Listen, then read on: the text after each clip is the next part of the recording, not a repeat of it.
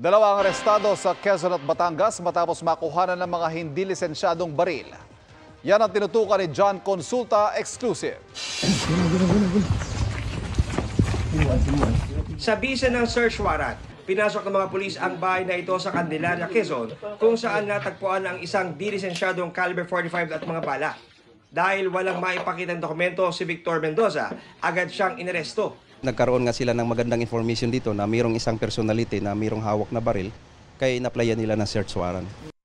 Sa police checkpoint naman sa Balayan, Batangas, ang dapat sanay paninita sa hindi pagkasuot ng helmet at overloading na uwi sa pagkakadiskubre ng walang lisensyang baril na dala ng angkas na si Jerome Valencia. Sa kabuuan, 138 na loose firearms ang nakumpiska ng PNP Calabar Zone, habang 43 naman ang arestado sa iba't ibang operasyon mula Agosto hanggang sa bisperas ng barangay SK elections.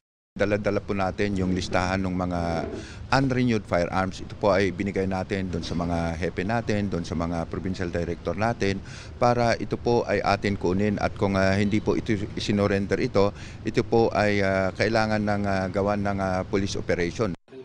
Sinusubukan pa namin kunin ang panig ng mga suspect. Para sa GMA Integrated News, John Consulta, nakatutok 24 oras. Mga kapuso, patuloy na tumutok sa mga balita. Mag-subscribe sa GMA Integrated News sa YouTube. Sa mga kapuso abroad, samahan nyo kami sa GMA Pinoy TV at sa www.gmanews.tv.